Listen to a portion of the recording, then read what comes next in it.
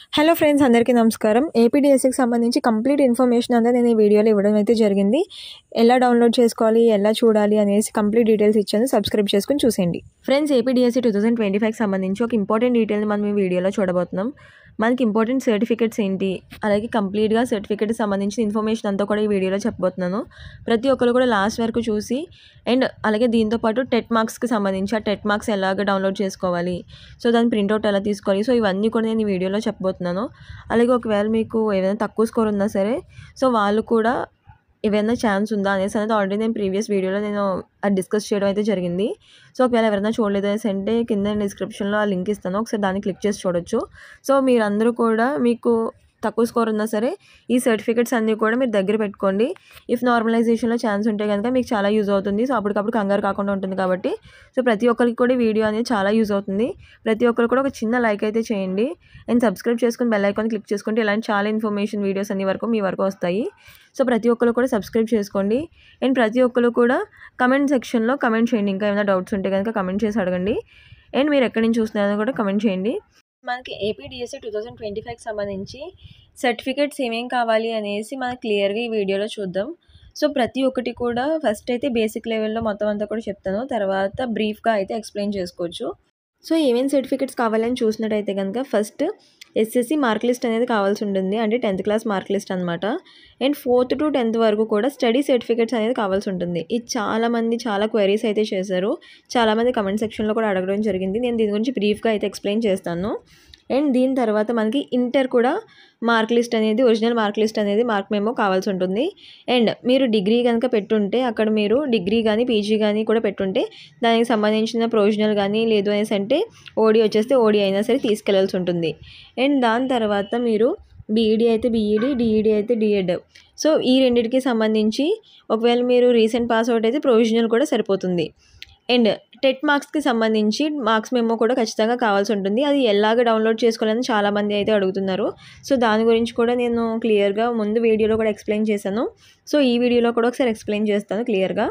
And దాని తర్వాత మనకి అలాగే మనం డిఎస్సి అప్లై చేసిన డిఎస్సి అప్లికేషన్ ఫామ్ కూడా జిరాక్స్ అయితే తీసుకెళ్లాల్సి ఉంటుంది. అలాగే డిఎస్సి ర్యాంక్ కార్డ్ రిజల్ట్ వచ్చిన తర్వాత ర్యాంక్ కార్డ్ ఏదైతే వస్తుందో దాని జిరాక్స్ కూడా అక్కడ సబ్మిట్ చేయాల్సి ఉంటుంది. అండ్ ఫిజికల్లీ హ్యాండిక్యాప్డ్ వాళ్ళకి ఆ సర్టిఫికేట్ కూడా ఖచ్చితంగా కావాల్సి ఉంటుంది. అండ్ ఫొటోస్ అనేవి 8 to 12 వరకు కూడా, అంటే ఒక సెట్ ఆఫ్ ఫొటోస్ ఖచ్చితంగా తీసుకెళ్లాల్సి ఉంటుంది. అండ్ ఒకవేళ గవర్నమెంట్ ఎంప్లాయీ అయితే కనుక నో అబ్జెక్షన్ సర్టిఫికేట్ కూడా అక్కడ సబ్మిట్ చేయాల్సి ఉంటుంది అనమాట. అండ్ అలాగే క్యాస్ట్ సర్టిఫికేట్ కూడా కావాల్సి ఉంటుంది. ఆ క్యాస్ట్ సర్టిఫికేట్కి సంబంధించి కూడా చాలామంది అడిగారు, అంటే పాత సర్టిఫికేట్ సరిపోద్దా, లేదంటే కొత్త చేసుకోవాలా, ఇలా చాలామంది అడిగారు. సో దాని గురించి కూడా నేను క్లియర్గా ఎక్స్ప్లెయిన్ చేస్తాను. And me ID proof, Aadhaar card అయితే ఆధార్ కార్డు, పాన్ కార్డ్ అయితే పాన్ కార్డ్, ఇవన్నీ కూడా మీరు దగ్గర పెట్టుకోవాల్సి ఉంటుంది. ఇప్పుడు క్లియర్గా ప్రతి ఒక్కటి కూడా ఎక్స్ప్లెయిన్ చేస్తాను, ప్రతి ఒక్కటి కూడా చూసి అది అన్నీ కూడా మీరు దగ్గర పెట్టుకోండి. మనకి first SSC original mark memo ఉంటే సరిపోతుంది అనమాట. అంటే 10th క్లాస్కి సంబంధించి ఒరిజినల్ సర్టిఫికేట్ ఉంటే మన దగ్గర సరిపోతుంది. అండ్ దాని తర్వాత మనకి 4th to 10th వరకు కూడా స్టడీ సర్టిఫికేట్స్ అనేది ఖచ్చితంగా కావాల్సి ఉంటుంది. అండ్ ఈ స్టడీ సర్టిఫికేట్స్ దేనికి అంటే మీరు మీరు ఏదైతే డిస్టిక్కి పెట్టారో, ఏదైతే డిస్టిక్ అప్లై చేశారో ఆ డిస్టిక్కి మీరు లోకలా నాన్ లోకలా అనేది ఈ స్టడీ సర్టిఫికేటే నిర్ణయిస్తుంది అనమాట. దీన్ని బట్టి మీరు లోకలా లేకపోతే నాన్ లోకలా అనేది ఖచ్చితంగా తెలుస్తుంది. మీరు ఒకవేళ ఈస్ట్ గోదావరిలో పుట్టి ఈస్ట్ గోదావరిలోనే పెరిగారు అనుకోండి, అంటే ఫర్ ఎగ్జాంపుల్ చెప్తున్నాను, ఈస్ట్ గోదావరిలోనే పుట్టి ఈస్ట్ గోదావరిలోనే పెరిగి అక్కడే చదివారు అనేసి అనుకోండి. సో మీరు 4th to 10th వరకు కూడా అక్కడే చదివారు, సో అక్కడ సర్టిఫికేట్స్ ఉన్నాయనుకో, మీరు అక్కడే లోకల్ అనమాట. లేదు మీరు ఈస్ట్ గోదావరిలో పుట్టారు, మీరు ఈస్ట్ గోదావరిలో పుట్టారు కాబట్టి ఇక్కడే మీరు ఎగ్జామ్ రాశారు అనుకోండి, సో మీరు ఇక్కడే లోకల్కి సంబంధించి అది అప్లై చేసుకుని ఈస్ట్ గోదావరిలో ఎగ్జామ్ రాశారు. కానీ మీ స్టడీ అంతా కూడా వెస్ట్ గోదావరిలో జరిగింది అనుకోండి, అంటే ఒక 4th to 10th వరకు అడుగుతున్నారు కదా, మీరు ఒక 6th to 10th వరకు కూడా వెస్ట్ గోదావరిలో చదివారనుకోండి, సో అప్పుడు మీ లోకల్ వచ్చేసి వెస్ట్ గోదావరి అవుతుందన్నమాట. అంటే మేము ఈస్ట్ గోదావరిలో పుట్టాము, జస్ట్ స్టడీ ఒకటే అక్కడ అయింది అనేసి అనడానికి అవ్వదు. ఎందుకనేసి అంటే మీరు ఎక్కడైతే మీ స్టడీ ఉందో, ఎక్కడైతే స్టడీ అయ్యిందో మీది, సో ఆ ఏరియాకి సంబంధించి అదే మీ లోకలా నాన్ లోకలా అనేసి అనేది డిస్ట్రిక్ట్ని డిసైడ్ చేస్తుంది అనమాట. లేదు జస్ట్ మినిమం ఒక 4 years సర్టిఫికేట్స్ ఉంటే సరిపోతుంది అనమాట. 4 to 5 years సర్టిఫికేట్స్ ఉంటే సరిపోతుంది. అంటే మరి 4th to 10th వరకు చాలామంది అంటున్నారు ఏంటంటే, నేను చిన్నప్పుడు చదివిన స్కూల్స్ ఇప్పుడు ఏం లేవక్క, సో ఇలా అంటున్నారు అనమాట. సో మీరు ఏం చేస్తారంటే బెటర్ మీరు రెసిడెన్షియల్ సర్టిఫికేట్ ఉంటుంది కదా, సో ఆ సర్టిఫికేట్ మీరు ఖచ్చితంగా తీసుకోండి. అది మనకి విఆర్ఓ గారు కానీ, ఎంఆర్ఓ గారు కానీ, లేకపోతే గ్రామ సచివాలయంలో కానీ మనకి తీసుకోవచ్చు అనమాట. సో అక్కడికి వెళ్ళి మీరు ఒకసారి కనుక్కొని మీరు రెసిడెన్షియల్ సర్టిఫికేట్ కూడా మీ దగ్గర ఉంటే మీకు కొంచెం ప్రాబ్లం ఉండదన్నమాట.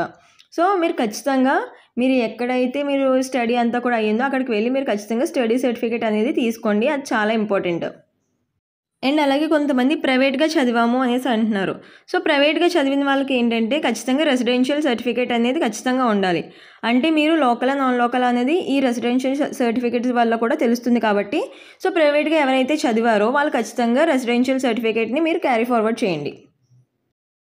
అలాగే మనకి దీని తర్వాత ఇంటర్ మార్క్ మెమో అనేది తీసుకోవాల్సి ఉంటుంది. ఈ ఇంటర్ కూడా జస్ట్ ఒరిజినల్ మార్క్ లిస్ట్, అంటే మనకి షార్ట్ మెమో ఒకటి వస్తుంది, లాంగ్ మెమో ఒకటి వస్తుంది ఇంటర్కి సంబంధించి ఓడి. సో దానికి సంబంధించి మనకి లాంగ్ అయినా లేకపోతే షార్ట్ అయినా సరే ప్రాబ్లం ఉండదు. మ్యాక్సిమం లాంగే తీసుకెళ్ళడానికి ప్రిఫర్ చేయండి. ఆ ఒరిజినల్ మార్క్ లిస్ట్ ఏదైతే ఉందో అది లాంగ్ అయితే ప్రిఫర్ చేయండి. అండ్ దాని తర్వాత మీరు ఒకవేళ డిగ్రీ పెట్టారు అనేసి అంటే కనుక డిగ్రీకి సంబంధించిన ఓడి లేదా ప్రొవిజనల్ ఈ రెండిట్లో ఏదైనా సబ్మిట్ చేయొచ్చు. జస్ట్ మనకి అది కంప్లీట్ అయింది అనేసి అన్న అనుమ కోసం జస్ట్ ఓడి కానీ ప్రొవిజనల్ కానీ సబ్మిట్ చేయొచ్చు. ఒకవేళ మీరు పీజీ కూడా పెట్టుంటే కనుక ఆ పీజీకి సంబంధించిన ఓడి కానీ ప్రొవిజనల్ కానీ రెండిట్లో ఏదైనా సరే మీరు తీసుకెళ్ళే ఆప్షన్ అయితే ఉంటుంది. అలాగే మీరు డిఎడ్ కానీ బీఎడ్ కానీ చేసి ఉంటే కనుక వాటికి సంబంధించిన సర్టిఫికేట్స్ కూడా తీసుకెళ్లాల్సి ఉంటుంది. కొంతమంది జస్ట్ అంటే ఈ ప్రీవియస్ ఇయరే జస్ట్ బీఈడీ కానీ డిఎడ్ కానీ చేసిన వాళ్ళు కూడా రాయడం అయితే జరిగింది. సో వాళ్ళు మాత్రం మీకు ఎగ్జామ్ రాసిన వెంటనే ప్రొవిజనల్ అయితే వస్తుంది. ఓడి అయితే రాదు కానీ ప్రొవిజనల్ అయితే ఖచ్చితంగా వస్తుంది. కాబట్టి జస్ట్ ఆ ప్రొవిజనల్ సర్టిఫికేట్ మీరు సబ్మిట్ చేసినా సరే సరిపోతుంది. అండ్ బీఈడీకి కూడా అంతే, డిఎడ్ అయినా సరే బీఎడ్ అయినా సరే సేమ్ మీరు వచ్చిన ప్రొవిజనల్ అనేది సబ్మిట్ చేస్తే సరిపోతుంది. ఒకవేళ ఓడి వస్తే ఓడి సబ్మిట్ చేయొచ్చు. అండ్ కొంతమంది ఏమడుగుతున్నారంటే నేను ఎప్పుడో 10th క్లాస్ ఎప్పుడో నేను డిగ్రీ చేశాను, సో అప్పుడుకి సంబంధించి ఓడి తీసుకోలేదు, సో ప్రొవిజనల్ సబ్మిట్ చేయొచ్చు అని అడుగుతున్నారు. మ్యాక్సిమం అంటే మీరు రీసెంట్ పాస్అవుట్ అయితే కనుక ప్రొవిజనల్ సబ్మిట్ చేస్తే ఒప్పుకుంటారు. కానీ ఎప్పుడో అయితే ఖచ్చితంగా మీరు ఓడి అయితే తీసుకోండి వెళ్ళి. ఎందుకనేసి అంటే ఓడి మీకు చాలా ఇంపార్టెంట్. సో దాన్ని ఖచ్చితంగా ఉండాలి మీ దగ్గర. సో ఒకవేళ అడిగితే ఇన్ కేస్ అడగకపోతే పర్లేదు, అడిగితే కనుక ప్రాబ్లం అవుద్ది. కాబట్టి ఖచ్చితంగా ఎప్పుడో పాస్అవుట్ అయిన వాళ్ళు ఉంటే ఖచ్చితంగా ఓడి తీసుకునే ప్రయత్నం చేయండి. అలాగే మనకి పీజీకి సంబంధించి అది ప్రొవిజనల్ అయినా రిలవెంట్ డాక్యుమెంట్స్ అయినా సబ్మిట్ చేయమన్నారు. కాబట్టి ఆ పీజీ ఓడి అయినా ప్రొవిజనల్ అయినా ఏదైనా సరిపోతుంది. అండ్ అలాగే టెట్కి సంబంధించి చాలామంది ప్రీవియస్గా చాలా టెట్స్ రాసిన వాళ్ళు కూడా ఉన్నారు. సో వాళ్ళకి సంబంధించి ఆ టెట్ మార్క్స్ గుర్తులేవక్క లేదు అనేసి అంటే అవి సబ్మిట్ చేయడానికి మా దగ్గర పేపర్ లేదు, సో ఇలా చాలామంది అంటున్నారు. సో దాన్ని కూడా డౌన్లోడ్ చేసుకునే ఆప్షన్ అయితే ఉంది. సో అది కూడా నేను క్లియర్గా చెప్తాను. సో అలా డౌన్లోడ్ చేసుకుని మీరు జస్ట్ అది ప్రింట్అవుట్ తీసుకుని అది మీ దగ్గర పెట్టుకోండి. అది ఖచ్చితంగా యూజ్ అవుతుంది. కాబట్టి మీకు ఏదైతే ఎక్కువ మార్క్స్ వచ్చాయో, అంటే ఒకవేళ మీకు 2018లో రాసినప్పుడు తక్కువ మార్క్స్ వచ్చాయనుకోండి, ఇప్పుడు మొన్న రాసిన టెట్లో ఎక్కువ మార్క్స్ వచ్చాయనుకోండి, సో ఎక్కువ మార్క్స్ వచ్చిన దాన్ని మీరు క్యాలిక్యులేట్ చేసుకుంటే సరిపోతుంది. సో ఎక్కువ మార్క్స్ వచ్చిన దాన్ని మీరు ప్రింట్అవుట్ తీసుకుని మీ దగ్గర పెట్టుకుంటే సరిపోతుంది అనమాట. అది ఎలా తీసుకోవాలని కూడా నేను చెప్తాను. అలాగే ఏపీ టెట్కి అలాగే డిఎస్సికి సంబంధించి ఇంకొక ఇంపార్టెంట్ అప్డేట్ ఏంటి అనేసి అంటే చాలామంది ఏపీ టెట్ అలాగే డిఎస్సికి సంబంధించి ప్రీవియస్ టెట్ మార్క్స్ ఎలా చూడాలి అనేసి అయితే అడుగుతున్నారనమాట. సో అది కూడా ఎందుకనేసి అంటే మనం దాన్ని కూడా యాడ్ చేసుకోవాలి. కొంతమందికి అవి గుర్తులేదు, ఎందుకంటే చాలా టెట్స్ రాసిన వాళ్ళు అయితే మనకి చాలామంది ఉన్నారు. సో దాన్ని కూడా నన్ను చాలామంది పర్సనల్గా అడగడం జరిగింది, అలాగే కమెంట్ సెక్షన్లో కూడా అడుగుతున్నారు. సో దాన్ని కూడా నేను ఈ వీడియోలో చెప్పబోతున్నాను. ఇక్కడ ఏపీ టెట్ డిఎస్సి 2024 అని అయితే టైప్ చేయండి. టైప్ చేసిన తర్వాత ఇలాగ కిందకి స్క్రోల్ చేస్తే మనకి ఇక్కడ ఏపీ టెట్ జూలై 2024 అనేసి ఏదైతే వెబ్సైట్ ఉందో ఆ వెబ్సైట్లోకి వెళ్ళాలన్నమాట. సో మనం ఇలా ఈ జూలై 2024 వెబ్సైట్లోకి ఇలా ఓపెన్ అయిన తర్వాత మనకి ఇలా ఇంటర్ఫేస్ అయితే ఇలా ఓపెన్ అవుతుంది. మనకి అందరికీ కూడా చాలామందికి తెలుసు 2024 వెబ్సైట్ ఎలా ఉండేది ఏపీ టెట్కి సంబంధించి అని. సో దాంట్లోకి వెళ్ళిన తర్వాత ఇలా కిందకి స్క్రోల్ చేస్తే మనకి ఇక్కడ గ్రీన్ కలర్లో ఏదైతే ఉందో సో అది ఇక్కడ మనకి కనిపిస్తుంది చూడండి. సో ఇక్కడ మనం చూసినట్టయితే కనుక ఇక్కడ forget or no candidate ID or previous TET marks అనేసి ఉంది కదా. సో దీన్ని అయితే ఇక్కడ క్లిక్ చేయాలి. క్లిక్ హియర్ అనేసి ఉంది కదా, సో దీన్ని క్లిక్ చేసిన తర్వాత మనకి ఇలా అయితే ఇంటర్ఫేస్ ఓపెన్ అవుతుంది. ఇక్కడ మనం మొబైల్ నెంబర్ కానీ లేకపోతే ఆధార్ నెంబర్ కానీ లేకపోతే హాల్ టికెట్ నెంబర్ కానీ ఏదైనా ఎంటర్ చేయొచ్చు.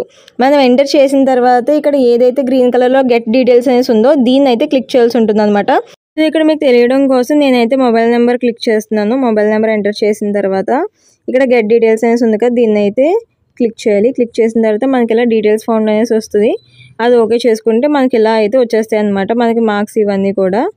సో ఇక్కడ స్కోరు, అలాగే మీ పేపరు, మీ నేము, అలాగే హాల్ టికెట్ నెంబరు, ఇక్కడ అలాగే మంత్ ఎప్పుడు రాశారు అనేసి కూడా ఇక్కడ మీకు ఇలాగా క్లియర్గా తెలుస్తుంది. ఇక్కడ మీరు చూసినట్టయితే కనుక ఇక్కడ ఏపీ టెట్ 2018కి సంబంధించి, 2017కి సంబంధించి, 2024కి సంబంధించి ఇక్కడ మనకి ఎప్పుడెప్పుడు పెట్టారు అనేసి అని ఇలా కంప్లీట్గా 18 నుంచి 24 వరకు పెట్టినవన్నీ కూడా ఉన్నాయి. వీళ్ళైతే 4 రాశారు. సో ఇలా అయితే మీకు కంప్లీట్గా టెట్కి సంబంధించిన ప్రతిదీ కూడా ఇలా డీటెయిల్స్ వస్తాయి అనమాట. ఈ క్యాస్ట్ సర్టిఫికేట్కి సంబంధించి చాలామంది క్వైరీస్ అయితే అడుగుతున్నారు. మెయిన్గా ఉమెన్స్ ఎవరైతే పెళ్ళైన వాళ్ళు ఉంటారో వాళ్ళు క్యాస్ట్లో అలాగే ఆధార్ కార్డులో మాకు ఫాదర్ నేమ్ బదులు హస్బెండ్ నేమ్ మార్పించేసుకున్న తర్వాత ఏమైనా ప్రాబ్లం ఉంటుందా అని అడుగుతున్నారు. మ్యారీడ్ ఉమెన్స్ అందరికీ కూడా వాళ్ళకి ఎలాంటి ప్రాబ్లం కూడా పెట్టరు. సో ఖచ్చితంగా ప్రతి ఒక్కరికి కూడా మ్యారేజ్ అయిన తర్వాత మారుతుంది కాబట్టి సో దానికైతే ఎలాంటి అబ్జెక్షన్ కూడా ఉండదన్నమాట. సో ఒకవేళ మీకు ఇద్దరికి కూడా సేమ్ క్యాస్ట్ అయితే అది కూడా ఎలాంటి ప్రాబ్లం ఉండదు. ఒకవేళ ఇంటర్ క్యాస్ట్ అయినా సరే ఎలాంటి ప్రాబ్లం కూడా ఉండదు. సో జస్ట్ మీ దగ్గర అయితే మ్యారేజ్ సర్టిఫికేట్ కూడా మీరు ఖచ్చితంగా పెట్టుకోండి. అండ్ దాంతోపాటు ఏంటంటే చాలామంది ఈ క్యాస్ట్ సర్టిఫికేట్ని అప్డేట్ చేసిందే సరిపోతుందా, లేకపోతే 2018లో తీసుకున్నదైనా అలా తీసుకున్నదైనా సరిపోతుందా అని అడిగారు. నేను మళ్ళీ చెప్తున్నాను, మీకు ప్రీవియస్ వీడియోలో కూడా ఒకసారి చెప్పడం జరిగింది దీని గురించి. అయినా సరే చాలామంది అడుగుతున్నారు. మీరు డిఎస్సి అప్లై చేసినప్పుడు, డిఎస్సి ఎప్పుడైతే అప్లై చేశారో అప్పుడు మీరు ఖచ్చితంగా క్యాస్ట్ నెంబర్ అయితే ఇవ్వాల్సి ఉంటుంది అనమాట. క్యాస్ట్ సర్టిఫికేట్ మీద ఉన్న నెంబర్ అయితే మీరు అక్కడ సబ్మిట్ చేయాల్సి ఉంటుంది. అక్కడ మీరు సబ్మిట్ చేసినప్పుడు మీకు అక్కడే ఇచ్చేసాడు. ఒకవేళ ఓకే అయితేనే మీకు అది సబ్మిట్ చేసుకోవడానికి అయ్యింది. లేదు అనేసి అంటే మిమ్మల్ని మళ్ళీ ఒకసారి దాన్ని అప్డేట్ చేసుకోమనేసి మీకు అది డిఎస్సి అప్లై చేసేటప్పుడు ఇవ్వడం జరిగింది. సో మీరు ఆల్రెడీ డిఎస్సి అప్లై చేసుకున్నారు అనేసి అంటే అప్పుడు ఏ నెంబర్ అయితే ఇచ్చారో ఆ నెంబర్ సరిపోతుంది. ఒకవేళ లేదు మేడం అది మరీ పాతది అనేసి అనుకుంటే కనుక మీరు ఈ లోపలనే మీరు ఒకసారి అది రెన్యూవల్ చేసుకునే ప్రయత్నం అయితే చేయండి. లేదు అనేసి అంటే మీరు అప్పుడున్నది సరిపోతుంది. ఒకవేళ మీరు పెట్టుకోండి, ఒకవేళ వస్తే వెళ్ళండి గుడ్, లేదు అనేసి అంటే మీకు అప్పుడున్నది సరిపోతుంది. సో కాబట్టి ఎలాంటి ప్రాబ్లం అయితే ఉండదు ఈ క్యాస్ట్కి సంబంధించి, ఎందుకంటే ఆల్రెడీ మీరు సబ్మిట్ చేసేటప్పుడు ఇచ్చారు. సో అది మీకు ఓకే అయ్యింది. సో ఓకే అయిన తర్వాతనే మీరు ఎగ్జామ్ రాయడం జరిగింది కాబట్టి మీకు అయితే ఎలాంటి ప్రాబ్లం ఉండదు దానికి సంబంధించి. ఒకవేళ మీరు పెట్టాలి అనేసి అనుకుంటే మళ్ళీ పెట్టుకుంటే అది ఈ లోపలికి వచ్చేస్తే ఓకే పర్లేదు, లేదు అనేసి అంటే మీకు ఇది ఉన్నా సరే నో ప్రాబ్లం. అలాగే బీసీ వాళ్ళు నాన్ క్రిమిలేరియల్ సర్టిఫికేట్ చేయించుకోవాలా అనేసి అడుగుతున్నారు. ఇది స్టేట్ గవర్నమెంట్దే కాబట్టి నాన్ క్రిమిలేరియల్ సర్టిఫికేట్ నీడ్ కాదు. అండ్ ఇంకొకటి ఏంటంటే ఓసీ వాళ్ళు కూడా ఈడబ్ల్యూఎస్లో ఎవరైతే పెట్టారో వాళ్ళు అయితే మీకు 1 year అయితే వ్యాలిడిటీ ఉంటుంది. ఈడబ్ల్యూఎస్ కోసం సర్టిఫికేట్ కోసం 1 year అయితే వ్యాలిడిటీ ఉంటుంది. మీకు కనుక ఒకవేళ వ్యాలిడిటీ అయిపోతే మీరు రెన్యూవల్ చేయించుకోవాలి దాన్ని. లేదు మాకు ఇంకా వ్యాలిడిటీ ఉంది అంటే ఆ డాక్యుమెంట్ వెరిఫికేషన్ అయ్యే లోపు వరకు కూడా ఆగుద్ది, మాకు ఆ వ్యాలిడిటీ ఇంకా ఎక్కువ ఉంది అనేసి అంటే కనుక మీరు దాన్ని రెన్యూవల్ ఏం చేయించుకోకర్లేదు. లేదు మేబీ డాక్యుమెంట్ వెరిఫికేషన్ అయ్యే లోపలికి అయిపోతుందేమో అనేసి అని మీకు డౌట్ ఉంటే ఖచ్చితంగా దాన్ని ఒకసారి రెన్యూవల్ చేయించుకోండి. ఓసీ వాళ్ళు ఈడబ్ల్యూఎస్ సర్టిఫికేట్ని ఒకవేళ డౌట్ ఉంటే కనుక ఖచ్చితంగా రెన్యూవల్ చేయించుకోండి. ఎందుకంటే మీరు చూసుకోండి, ఎందుకంటే 1 year ఉంటుంది దాని సర్టిఫికేట్ వ్యాలిడిటీ. సో ఆ వ్యాలిడిటీ అయిపోతుంది అనేసి అనుకుంటే ఖచ్చితంగా రెన్యూవల్ చేయించుకోండి. అండ్ అలాగే దీంతో పాటు మనకి డిఎస్సి అప్లై చేసిన అప్లికేషన్ ఫామ్ ఏదైతే ఉంటుందో దాన్ని కూడా జిరాక్స్ తీసుకెళ్లాల్సి ఉంటుంది. అలాగే డిఎస్సి మార్క్స్ వచ్చిన తర్వాత ర్యాంక్ కార్డ్ ఉంటుంది. రిజల్ట్ వచ్చిన తర్వాత ర్యాంక్ కార్డ్ ఏదైతే ఉంటుందో దాన్ని కూడా అప్లికేషన్ ఫామ్ అనేది జిరాక్స్ అనేది తీసుకెళ్లాల్సి ఉంటుంది. అలాగే ఫిజికల్లీ హ్యాండిక్యాప్డ్ వాళ్ళు ఎవరైతే ఉన్నారో వాళ్ళకి సర్టిఫికేట్ ఉంటుంది కదా, ఫిజికల్లీ హ్యాండిక్యాప్డ్ సర్టిఫికేట్. సో దాన్ని కూడా అక్కడికి తీసుకెళ్ళి సబ్మిట్ చేయాల్సి ఉంటుంది. అండ్ దాని తర్వాత మీకు ఫొటోస్, మెయిన్గా ఫొటోస్ ఎన్ని తీసుకెళ్ళాలి అని కూడా చాలామంది అడుగుతున్నారు. ఫొటోస్ చూసినట్టయితే కనుక మనకు ఖచ్చితంగా ఒక సెట్ అంటే 8 to 12 ఫొటోస్ అనేది ఖచ్చితంగా తీసుకువెళ్ళండి. ఎందుకనేసి అంటే మనకు అక్కడ ఎన్ని యూజ్ అవుతాయో మనం చెప్పలేము. సో ఒక సెట్ ఆఫ్ ఫొటోస్ తీసుకెళ్ళిపోతే మీకు మిగిలితే మళ్ళీ తెచ్చేసుకుంటారు, no problem. So maximum 8 to 12 photos అయితే ఖచ్చితంగా తీసుకువెళ్ళండి. అండ్ మీరు ఒకవేళ ఇప్పటికీ గవర్నమెంట్ ఎంప్లాయీ అయ్యి ఉంటే కనుక, గవర్నమెంట్ ఎంప్లాయీస్ కూడా చాలామంది రాయడం జరిగింది. సో ఇప్పటికీ మీరు ఒకవేళ గవర్నమెంట్ ఎంప్లాయీ అయ్యి ఉంటే కనుక నో అబ్జెక్షన్ సర్టిఫికేట్ అనేసి ఉంటుంది. అంటే మాకు ఎలాంటి అబ్జెక్షన్ లేదు అనేసి అన్నట్టుగా ఒక సర్టిఫికేట్. సో ఆ సర్టిఫికేట్ని కూడా సబ్మిట్ చేయాల్సి ఉంటుంది అనమాట. సో ఇది మనకి ఏపీడిఎస్సి 2025కి సంబంధించి ఇంపార్టెంట్ సర్టిఫికేట్స్. సెలెక్ట్ అయిన వాళ్ళందరూ కూడా ఈ డాక్యుమెంట్ వెరిఫికేషన్ టైంలో ఈ సర్టిఫికేట్స్ అన్నీ కూడా క్యారీ చేయాల్సి ఉంటుంది. సో ఇంకా ఏమైనా డౌట్స్ ఉంటే కనుక కింద కమెంట్ సెక్షన్లో కమెంట్ చేసి అడగచ్చు.